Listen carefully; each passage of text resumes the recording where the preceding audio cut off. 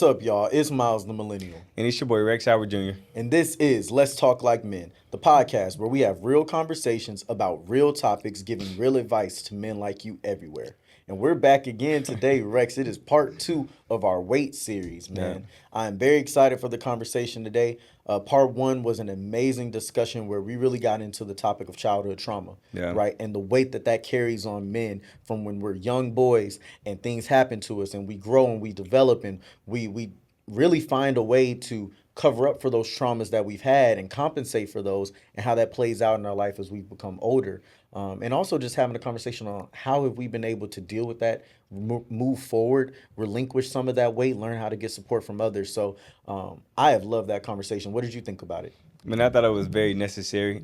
We have only posted maybe 3 or 4 clips from the last show, and we probably got about 15 more to post. Absolutely. And I think the response and the feedback that we got from the first show was already amazing. Yeah. So I think this show is just going to be added to that, and it's going to make it even better. Absolutely. And for you guys, I know you guys want to know what's the topic of today. Yeah. The topic of today is going to be the weight of leading in a relationship. Yeah. Right? So as a man, right, we know that we're expected and called to be leaders, right? But that places a certain level of expectation, 100%. a certain level of responsibility, and a certain level of pressure on you as a man. Yeah. And oftentimes we may not have been taught or learned things in the proper way. And it puts unnecessary weight on us that we're carrying every single day in our relationships with the women in our life. And even maybe with other people that we come in contact with, whether that's family, friends, or anything. We have weight all around that we carry. And so we're going to talk today about how that weight of leading, of being a leader, has played out in our lives and how we've been able to process it at this point in our life and what we can do going forward. So I'm definitely excited for this conversation. And without further ado, hey, let's talk like men. Yes, sir. All right, cool. So, Rex, you want to take the hot topic for today? Yeah, so as you guys know, we're located in Houston, Texas, and we just got hit with a very big hurricane, right? Some areas were impacted more than others, but at the end of the day, all of us was impacted. So the question is, are we prepared for natural disasters? Whether that may be a hurricane, whether it may be a disaster that happens within our family, but are we prepared and have we been equipped to adapt and adjust and make things happen? Absolutely. That's good, man. When I hear that, I think to this saying that me and my dad live by. He's always told me this. He always says, son, hope for the best, but prepare for the worst. Right. And he's applied that to everything, not just natural disasters, but that's your finance. That's how your kids are going to turn out one day. That's how your marriage may turn out one day. Hope that everything goes the right way, how you ideally would like it to go, but prepare for the worst, because one thing we know about life is that there are going to be curveballs. Nothing is going to be smooth sailing. And if you think it's going to be easy, more than likely it's not. 100%. And so you have to prepare in the good season, right, for that season when things get tough. And I don't think that many of us are prepared. I think that many of us are only prepared for what, we're comfortable with. We're prepared for the best case scenario. We're prepared for, I don't think it's going to be that bad. Right. None of us ever think about rock bottom, especially if you haven't experienced it before. But I know that even from a natural disaster perspective, I've experienced storms that were, 5 times worse than what happened this weekend. And that has shaped my mindset about how me, my family, how we have to deal with these going forward and how we can be prepared. But, I've never hit rock bottom financially. Right. And that's a different feeling and a different thing to prepare for. But I saved when I was up. Right. And so now when I'm in a situation where I'm choosing to be unemployed and chase my dream from an entrepreneurial perspective, I have a cushion, right, that I can fall back on because I prepared when things weren't the best, or when things were going well, I prepared for that. And so now when things aren't the best, I at least have something to fall back on. What do you think about it? Man, that's amazing. I'm going to speak from a personal perspective. I think my upbringing, my childhood, my training has prepared me to face and handle disasters mentally, but not physically. Right. So, for example, I know a lot of people, even yourself. You are a builder, like you're a fixer. I'm not a fixer. I can find a solution.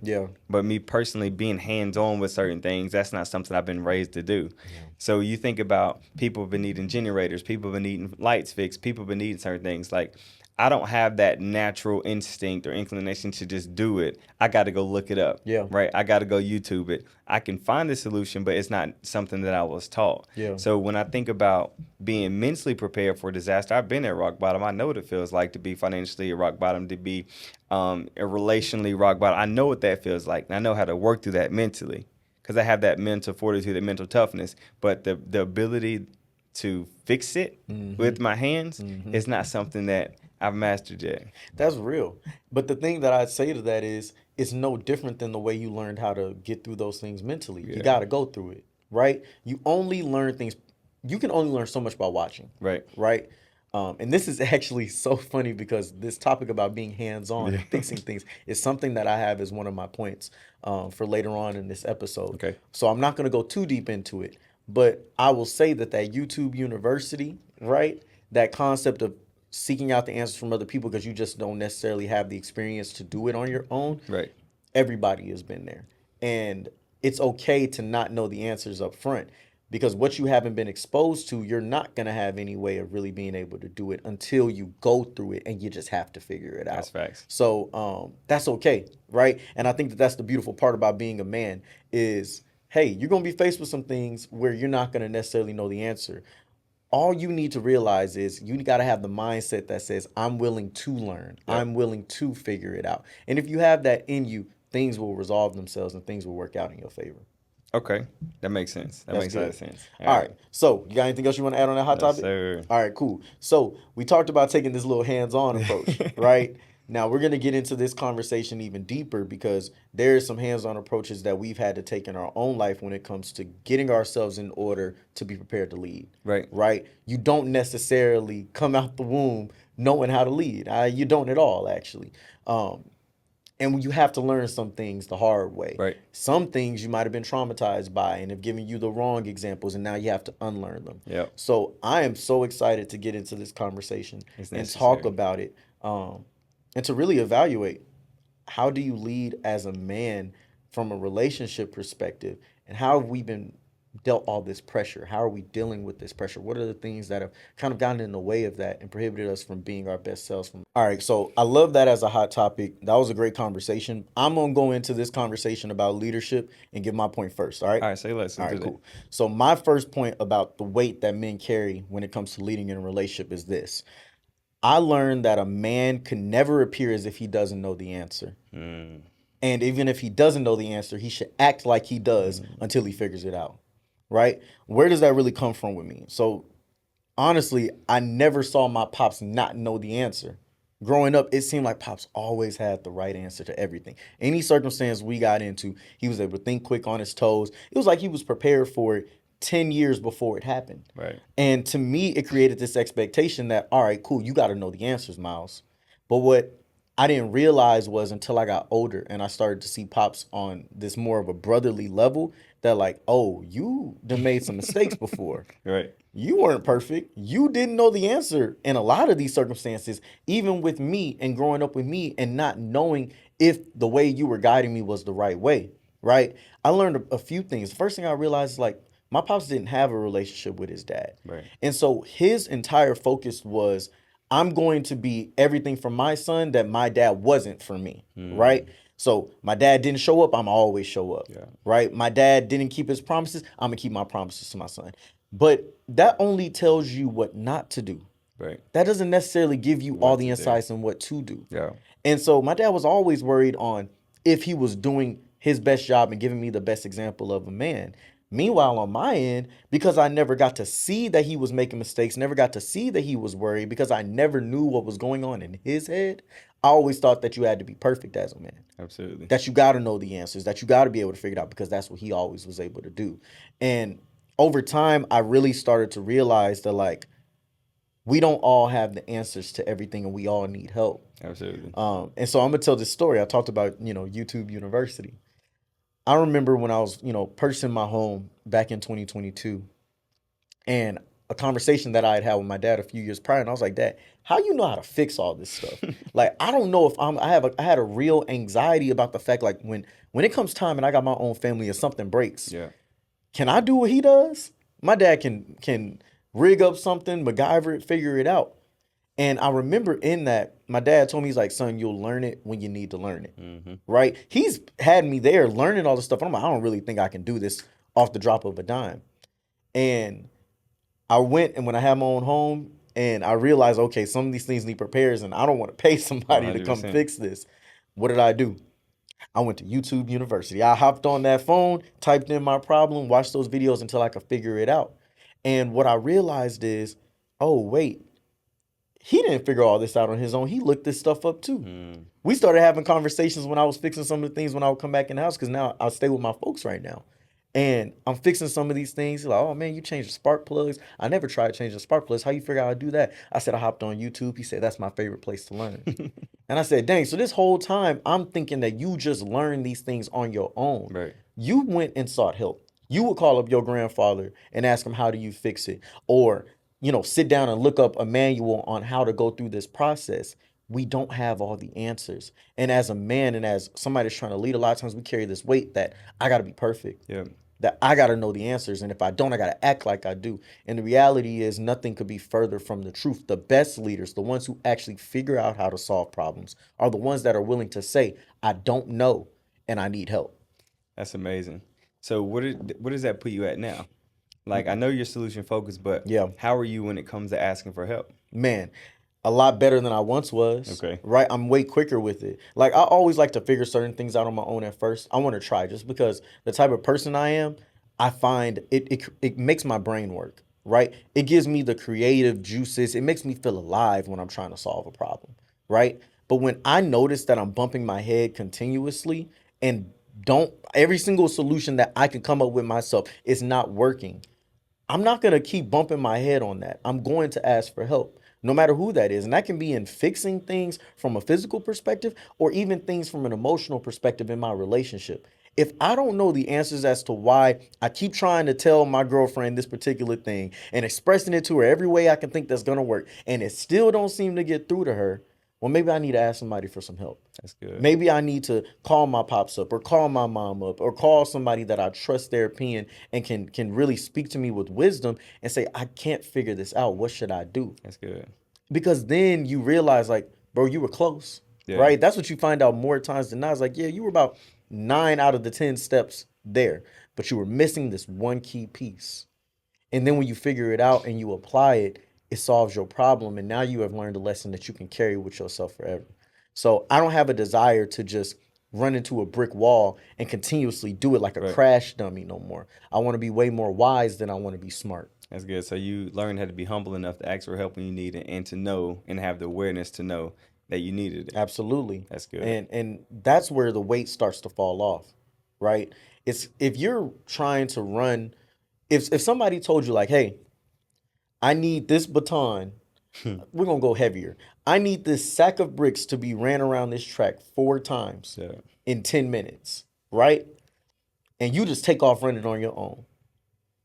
That's a heavy load to carry. 100%. It's gonna be hard to make that time. But that you never thought about the fact this person didn't say it had to all be carried by you. Yeah. You got people around you that can help you. We can pass this off and make it light on everybody's shoulders, and we can get this done really efficiently. If you want to go fast, go by yourself. If you want to go far, go together. That's amazing. Right? And so that is how you alleviate weight as a man, is calling upon the help of other people. That's good.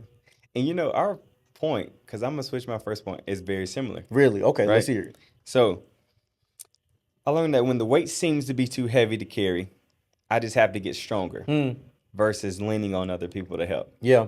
Right. I learned that, I was taught that you had to figure it out by any means, and you can't expect for anybody to save you. I learned to carry the weight even if it seems to be too heavy. I learned that it wasn't safe to ask for help, and that it also meant that I didn't know how to ask for help. Right. So if you knew it wasn't safe to ask for it, then it felt a certain way to ask for it. Yeah. And I remember very vividly, there was a time when I got my first car. Yeah. And my granddad said to me, I'll never let you lose that car. Yeah. I said, okay, I appreciate that. Yeah. He was like, no matter what happens, I'll never let you use that car. Right. I had a bill payment of $250 a month on a 5-year plan. Right. So for the first 2 years, I didn't ask for nothing. And every single time we get off the phone, he'd say, hey, let me know if you need some help. So year 2, I hit a hard month, and I knew for a fact I was gonna need some help. So I reached out to him. I was like, "Yo, granddad, I'm gonna need a loan. Not I need you to give me this money. No, I'm gonna need a loan." Yeah.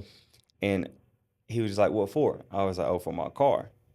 But because he was dealing with some stress that had to do with some of my other siblings, some other family members, he like projected that stress onto me, and it made it seem as if I was going to be a burden for him.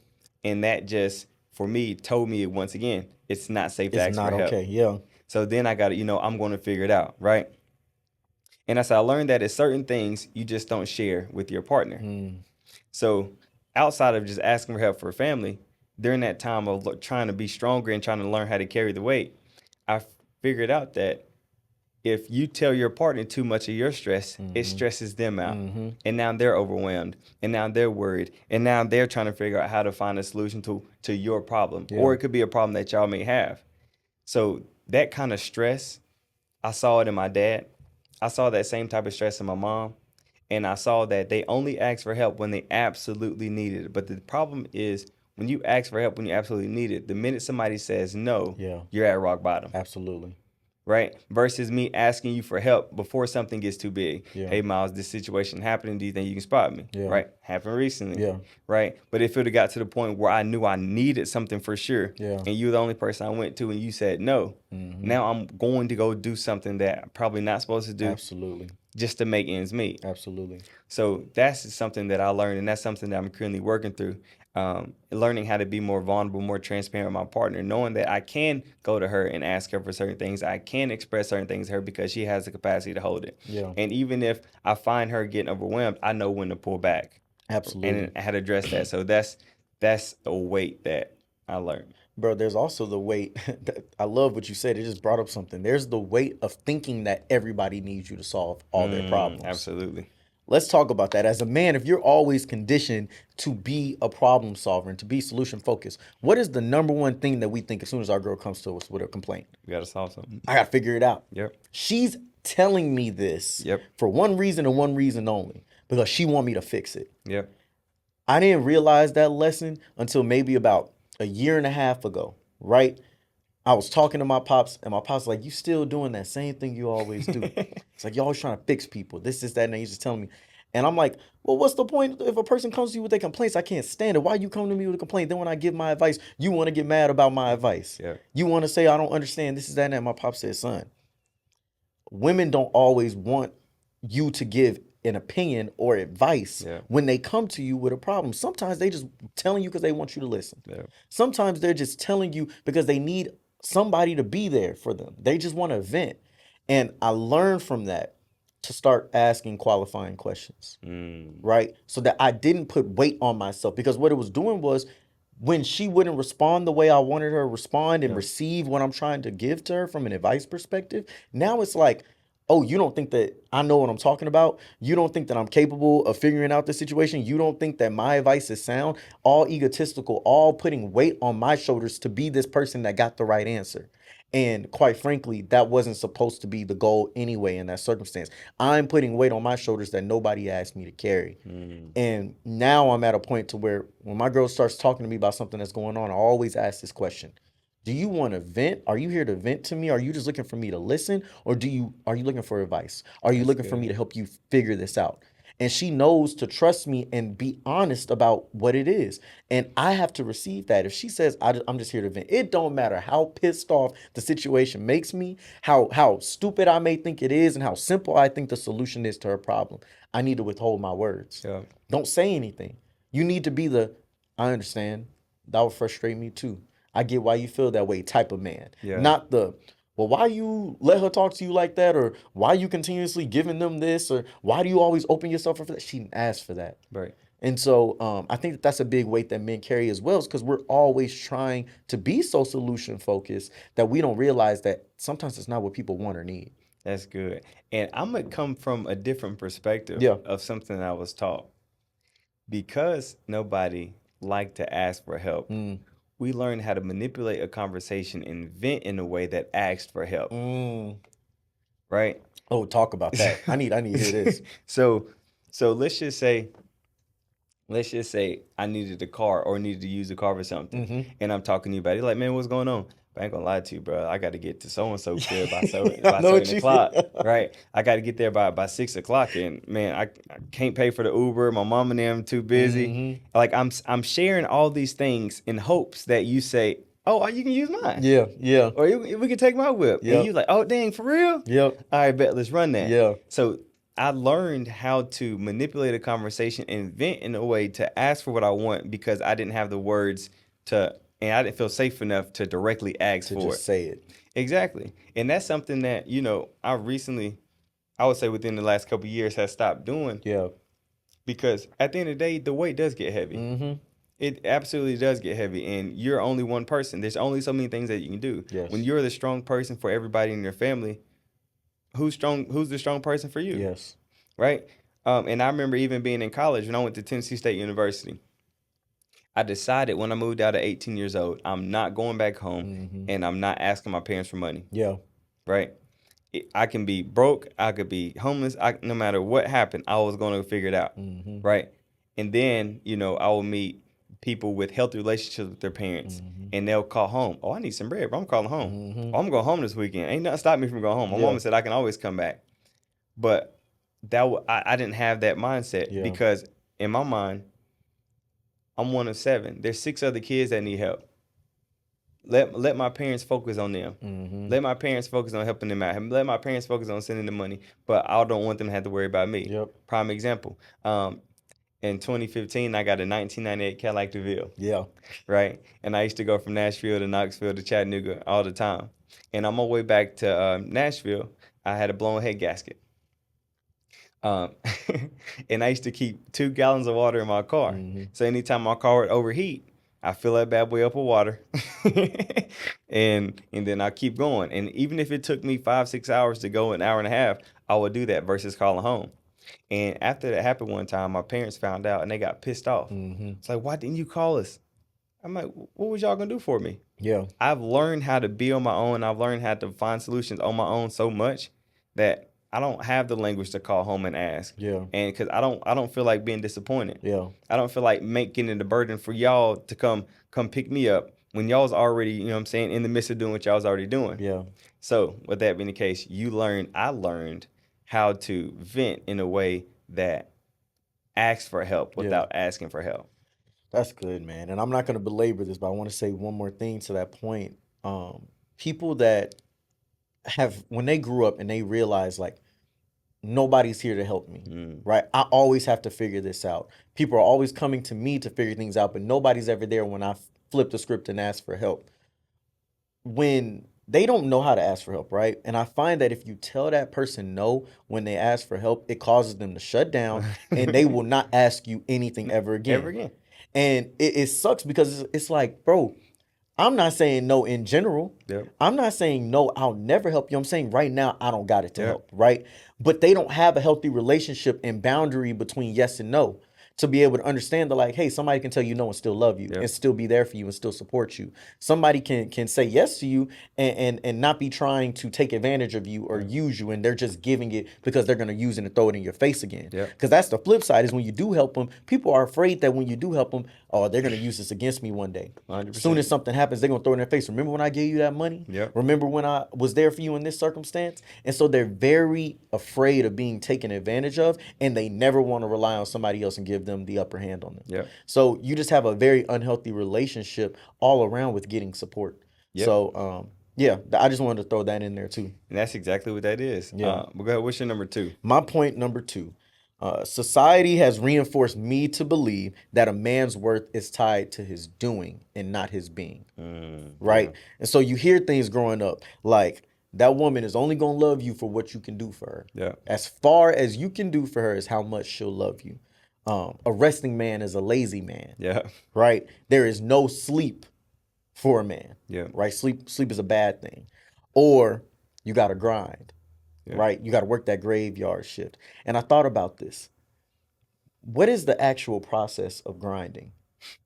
When you take a rock, 2 rocks, and you grind them together, what's happening? You see little shavings falling apart. The reason why is because that rock is being broken down. As it's being ground together up against another object, it is being broken down slowly but surely and becoming less and less Yeah. and less until eventually there's nothing left. Yeah. So, what does grinding lead to if we're always on the grind as a Yeah. man? Us becoming less and less and less, us being broken down with nothing being poured into us to be built back up. You work the graveyard shift. Why would we call it the graveyard shift? Yeah. Because it's going to lead you to an early grave, bro.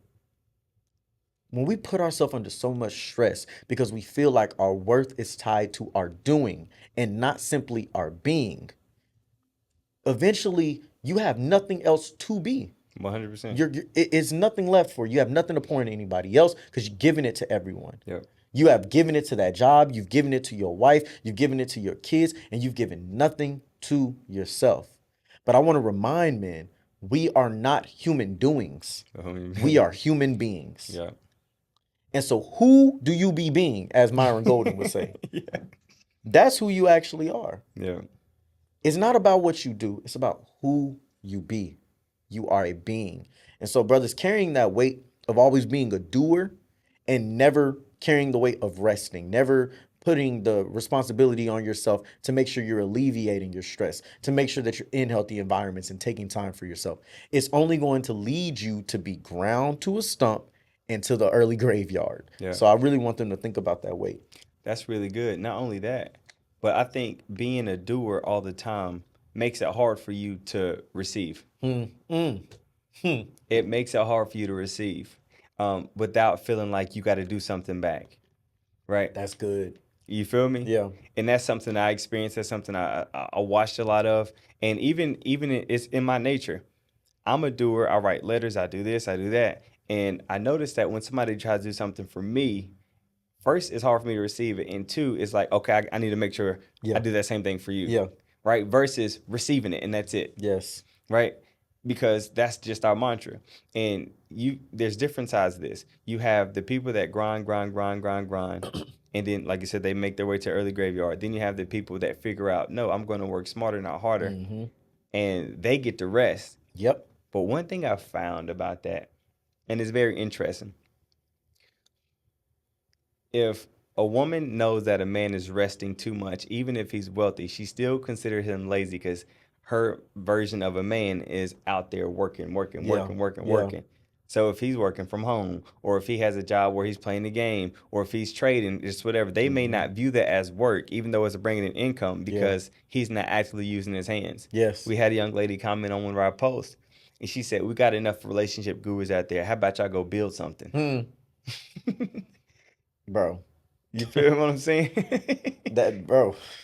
So with that being the case, now you got to figure out, and you may battle with yourself as a man with the idea of, am I not doing enough? Am I not doing Am I enough? doing too much? Yeah. It's okay when I'm working 90 hours a week. Yep. It's okay when you barely see me, but you're getting everything paid for. But Yep. it's not okay for me to be home, be present, and enjoy this thing, and we do this thing together. Yeah.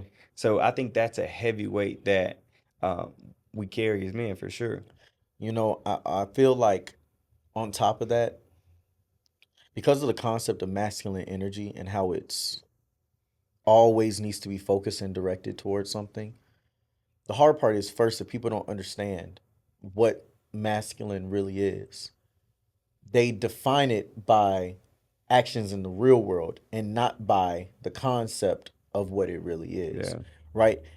All it means to be in your masculine in a moment, you're not going with the flow, you're directing. Yeah. Right? You have made a clear direction and you are working in that direction. Yeah. It's masculine to rest. Yeah. If I tell myself today is a rest day, I'm not picking up this phone, I'm not going out my way for other people, today is my day, it is masculine to stand on that and to say, it's going to be rest. Rest is my task for today, right? We're always trying to accomplish things when we're in our masculine. And so a lot of times we don't look at that as being healthy. We don't consider rest to be an action, Yeah. to be a task. We don't consider, enjoying the fruits of our labor to be a task. We only think the next thing up that we have to physically do and accomplish it is the task that actually matters. 100%. And so that's also the way that a lot of women look at it as well. And so to your point, that's a real thing because you see those comments, bro. And I think this is a good conversation for us to have because I know that they affect us, right? it may not cause me to question myself significantly, but in that moment, that stuff triggers me. Yep. When I see some of those comments and it says things that are just belittling, and you know where your heart is at with what you say, you know your purpose behind what you said, you know that I'm not this person, but you look at me as this person. And through therapy, I've realized that the reason why certain comments trigger me and why other comments don't is based on how growing up I determined my self-worth, how I have determined what makes me valuable, how I've determined what makes me who I am. And so it is something to be careful of and to be very cognizant of as a man, is that you're carrying weights, and based on other people's perception of what you're doing, Yep. it can determine how you view yourself. 100%. And and I think a big major part of that is what's being poured into you. Yes. Right? What was your parents pouring into you? What were your Yes. mentors pouring into you? What was your community pouring into you about who you were? Mm. And if it was positive stuff, then your core beliefs about yourself is very high. Yes. Right? But if it wasn't positive and it was negative and was you ain't this or you ain't this, you'll never be this. All right, you ain't man enough, you ain't this enough. Then now you got to figure out who you are. Yes. And you decide who you are based on what you see. Absolutely. Based on what you see. And if you don't know who you are and you don't have the proper things around you, and then you get on social media with all these people with all these opinions, Yep. oh, you're going to confuse yourself. That's a fact. Big time. All All right, right. what's your point number 2? Point number 2. I was never taught biblical principles of how a husband is supposed to lead. Let's talk about it. Right? So relationships that I was exposed to didn't last long, and if they did, not not many of them did, and then not many of them were married. Yeah. Right? And then when you're not exposed to something and you have a partner that expects certain things from you, that creates conflict. Yeah. Right? So for a perfect example, my parents got married, but they only married for a few years. They divorced when I was in 5th grade. Mhm.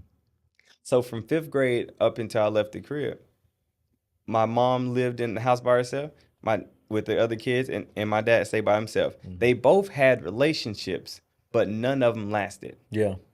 None of them lasted. So with that being the case, and even when I was in church, I don't even recall being in church and learning how a husband is supposed to lead. Yeah. I recall learning that you shouldn't have sex. You got to wait till marriage. I recall learning the 10 Commandments. Mm-hmm. I recall learning the Lord's Prayer. Mm-hmm. I recall learning the things you should do and shouldn't do. Mm-hmm. But nobody talked about what a husband's supposed to do. Yeah. And I didn't see that in my home. So if everything seemed like a partnership and not leadership, that's the approach that I was taking in our relationships. So anytime I would have a conversation with a partner and they would say, well, this is what I want my husband to do. Yeah. Yeah. Like, what? What you mean? Which so and they grew up with dads in the house. Yeah. Right? And even when it comes to my lady now, she has certain expectations based off what her father did, what her father currently does, that he leads the home, right? Mentally, spiritually, physically, emotionally, financially, he is the leader. I didn't have that growing up. Yeah. So my core beliefs is I'm supposed to be your partner, not a leader. Yeah. Right? I had to go find that in the world. Hmm. When I got mentors and when I got on these different podcasts, I had to learn how to be a leader through external factors and not internal factors that was in my environment. I love that. And that right there was a huge struggle for me. And it definitely did cause conflict within my relationship. Yeah. I'm gonna ask you a question. Do you think that you can be a leader and be a partner? 100%. Mm-hmm. 100%. Mm-hmm. But my thought process was strictly partner. It's one or the other. Yeah. No. It wasn't one or the other because I didn't see leader. Oh, you didn't see leader at all. Yeah, I didn't see leader. I get what you're saying. So my mom did her job. Yeah. And she worked extremely hard. My dad did his job and he worked extremely hard. But in their relationship, it was toxic, dysfunctional. Mm-hmm. In their relationships outside the marriage, they didn't last. Yeah. Right? And they were very temporary. So it was only so much that you were exposed to. Mm-hmm. So all I saw was partnership and not leadership. So if I'm doing it, you need to be doing it. And if you're not doing it, what are we doing? Yeah. So that's what it was. So I learned that I learned this early, and I had a journaling session about this. I was raised to know that love isn't unconditional. Unconditional. It's very conditional. Yeah. I love you under the condition that you do what you say you're supposed to do. I love you under condition that you show up for me how I show up for you. I love you under the condition that you stay exactly how you are. You don't gain any weight. You don't make less money. You always make more money. Or that you do for me like you say you're gonna do for me. Everything was conditional. Yeah. And I used to create conflict in my relationships. Or Rex, if this were to happen, would you leave? Yeah. Dog. Hey, Hey, keep speaking because you hey, telling the truth. absolutely. And they be Yeah. like, man, that's harsh. I'm like, okay. Yeah. And it was the smallest things. Mm-hmm. Like, if I were to cut my hair, would you leave? Yeah, like, yes. This is how I met you. Yeah. I don't want you to change. Yeah. Right? If I gain weight, no. If you're not pregnant and you don't have no surgery, Mm-hmm. then I'm a personal trainer. What are you gaining weight for? Yeah. So everything was conditional for me, bro. Mm-hmm. And then I really had to take a step back and look at that. Like, how is that going to produce fruit? Yeah. Right? And what do I need to do to be a better leader? What do I need to do to lead by example? Yeah. How do I lead by example? Mm-hmm. So I had to start reading books. I had to start getting around new people. I had to start asking questions. I became radically curious about everything. Well, how does this work for you in your relationship? But what if your wife says this? What do you do?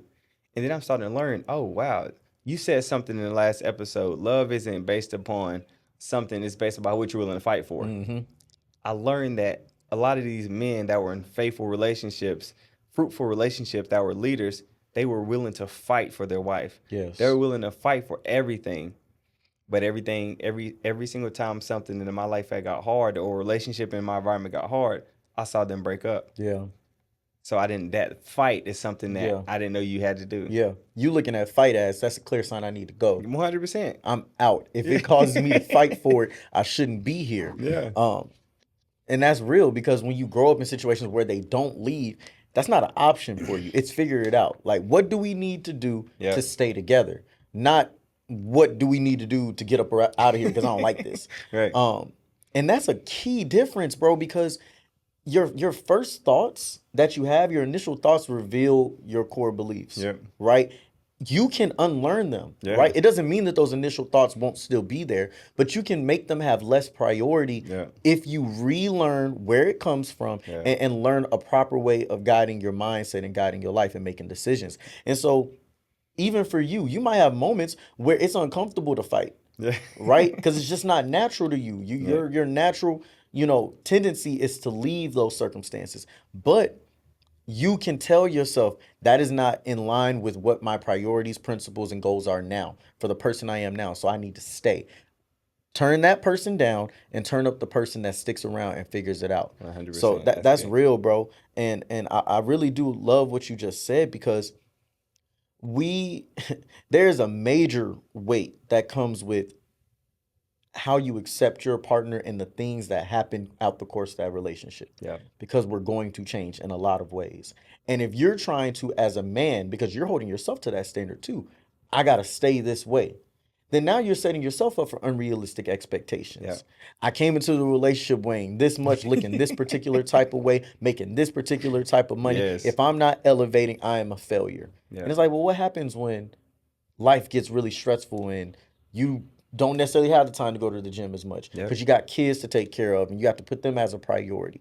What happens when you come down with a health condition that messes you up in this particular way and now you can't show up as that same version of yourself? What happens when you want to make a change in your life and you don't want to be the party boy, the frat boy no more? And instead, you want to be the chill, relaxed, focused individual.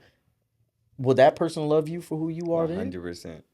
Right? Because you setting this standard that's putting weight on your shoulders. Yep. And so now you think, I cannot redefine myself. Yep. That's a crazy thing. Imagine being in the mindset to say that who I am right now, Miles is 26 years old. When I'm 36 and 46 and 56-year-old Miles, I need to be the same way I was back then. Because if I change, they're not going to love me 100%. Anymore.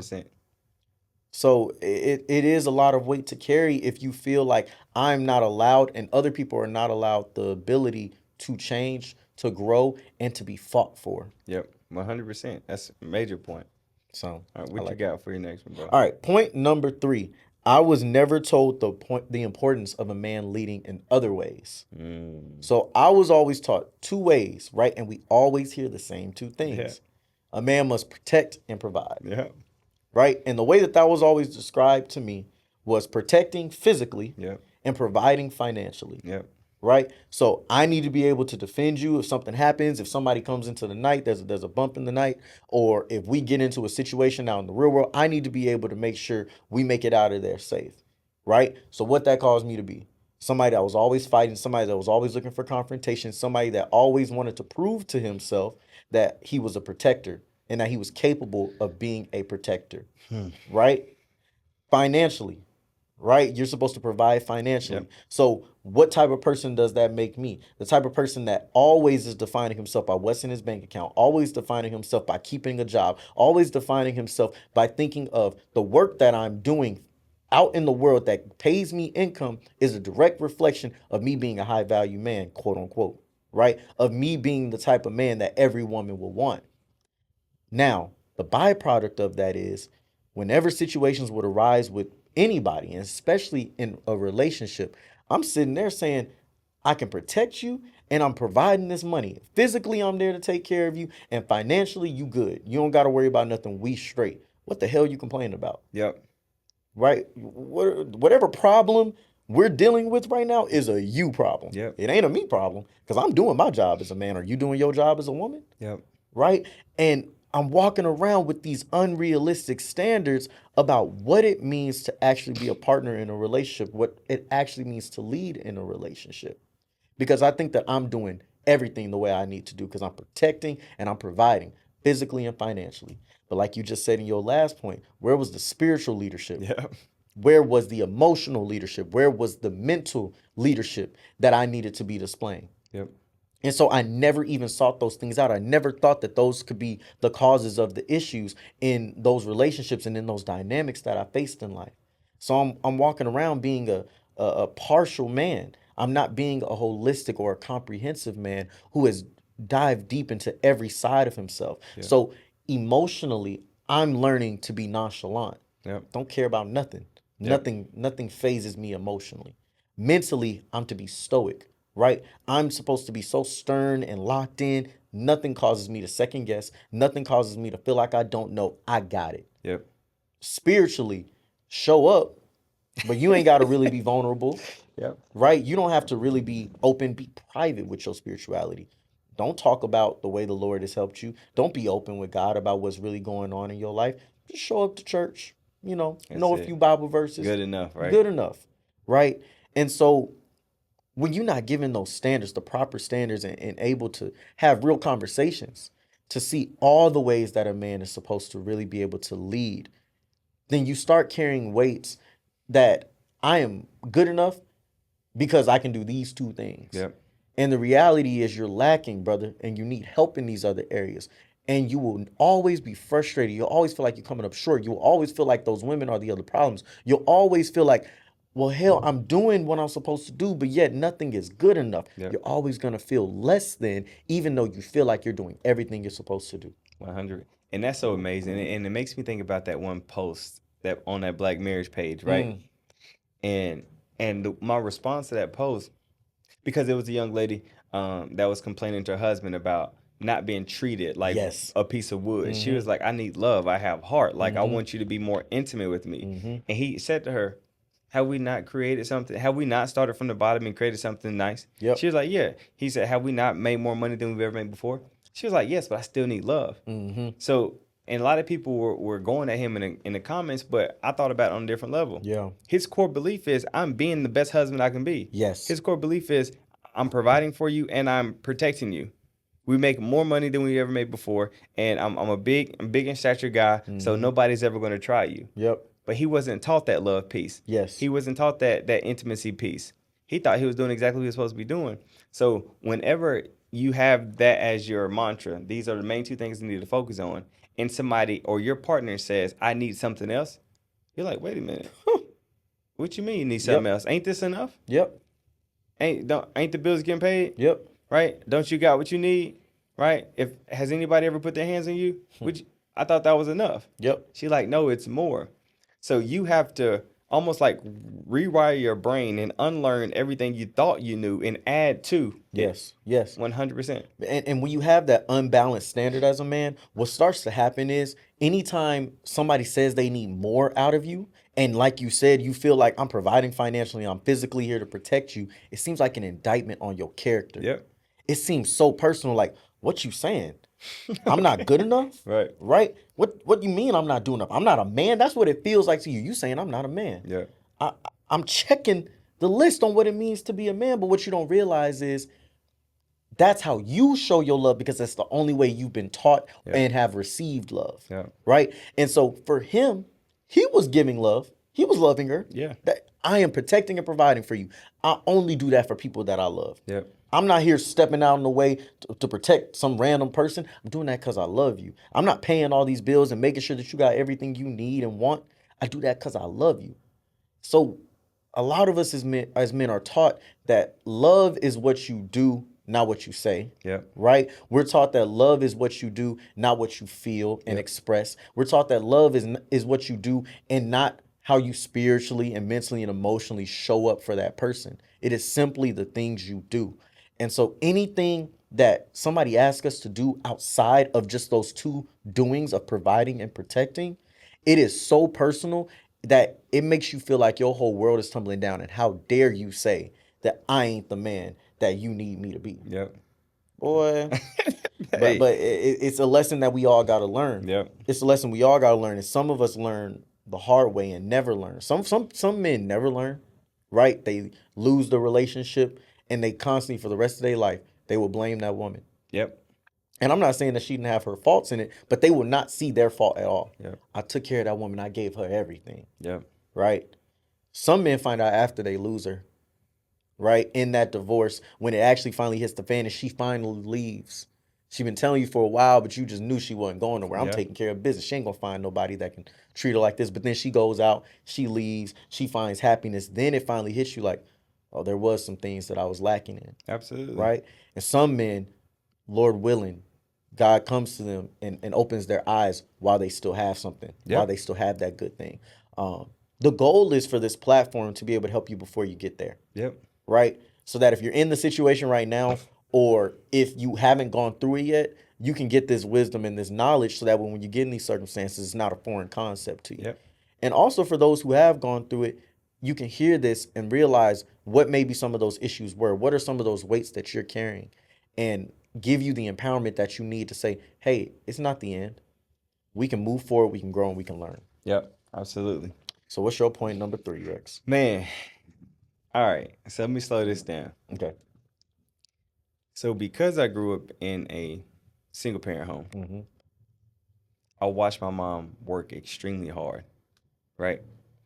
So my core belief of a good woman was a hardworking woman, a woman that was pulling 12-hour shifts, a woman that was getting off work to make breakfast and, missing out on sleep to cook dinner and showing up at our practices and showing up at our events and going to dropping us off at school and missing out on sleep and still showing up with a smile on her face trying, because that's everything I saw my mom. Yeah. She's the most hardworking woman I've ever met in my life, right? So, and the reason why that creates weight for not only me, but it creates weight for the women that were in my life is because if you don't work like my mama, you're not a good woman. Yeah. Yeah. If you weren't willing to put in that time, if you weren't willing to put 4 or 5 shifts in a row, if you wasn't willing to miss out on sleep, if you wasn't willing to sacrifice your time, your energy, whatever, for me or for the people around you, you're not a good woman. Yeah.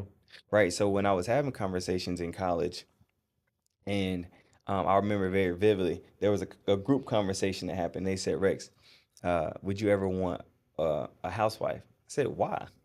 Yeah. Yeah. What I'm gonna do with a housewife? Yeah. I was like, no, she need to be working. Yeah.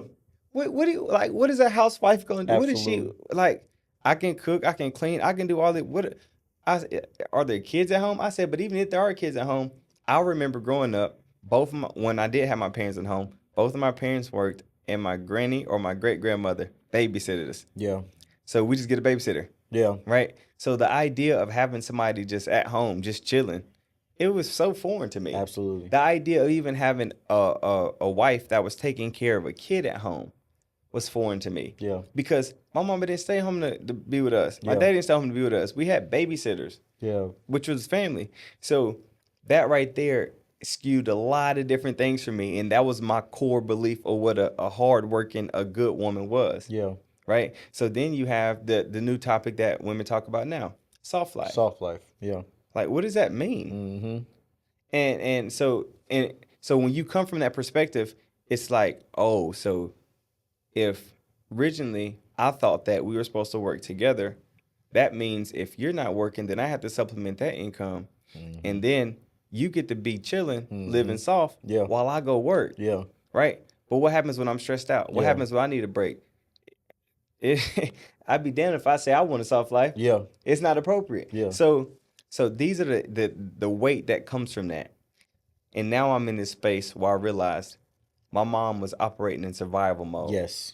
She did what she had to do because she had to, not because Exactly. she wanted to. Exactly. My mama don't want to work every single day. Yeah. If she had it her way, she would be at the crib too. She Mm-hmm. had it her way, she would be a stay-at-home mom and she'll take care of all the kids and she'll cook all the dinners and all that stuff happily. She'll be able to sleep like she wants to, she'll be able to rest like she wants to, and she'll be able to enjoy herself and her kids like she wanted to. Yeah. But because she was forced to be in a single mother situation, she had to thrive like that.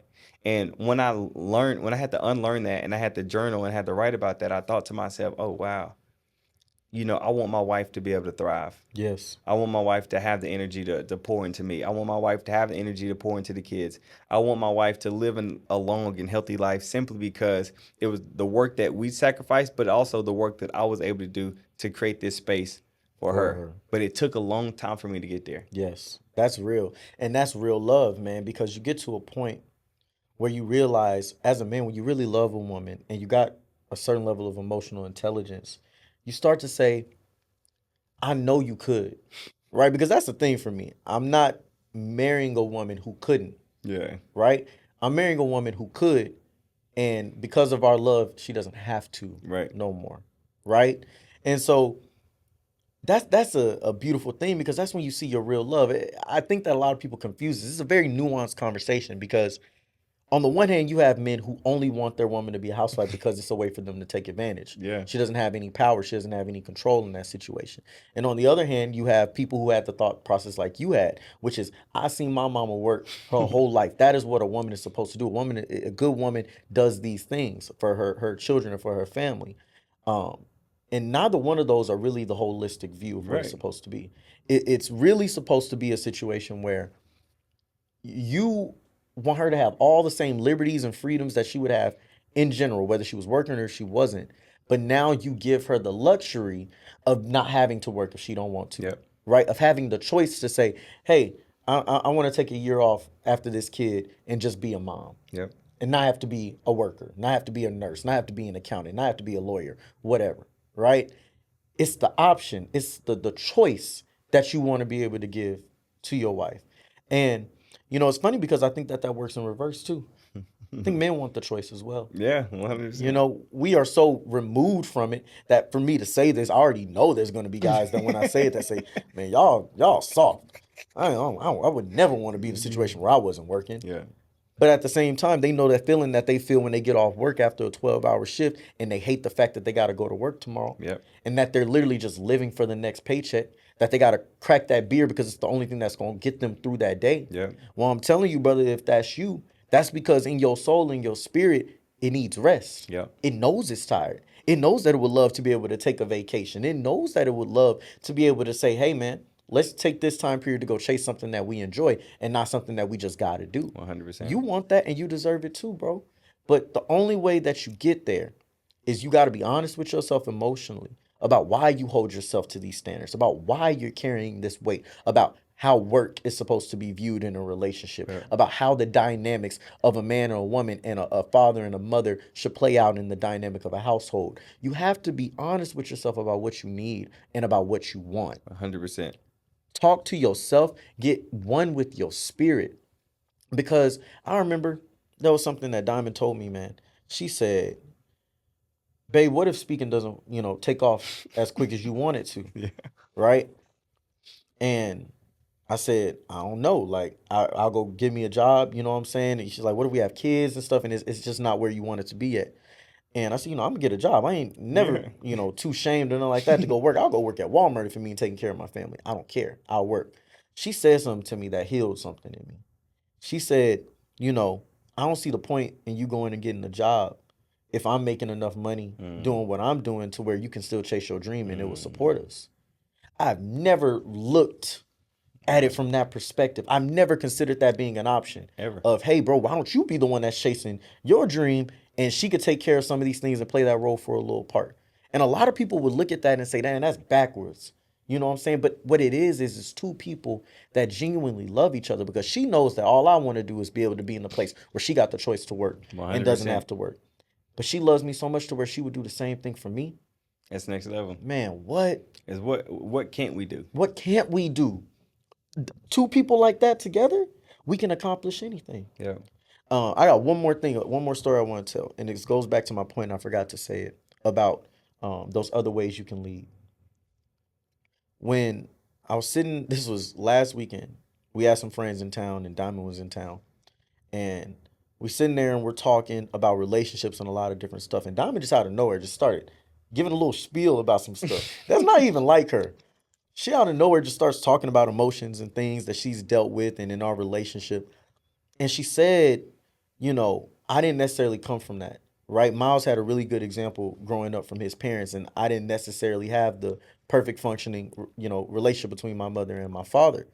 And in that, when I get into, the relationship with Miles, there was a lot of times where I just wasn't getting it.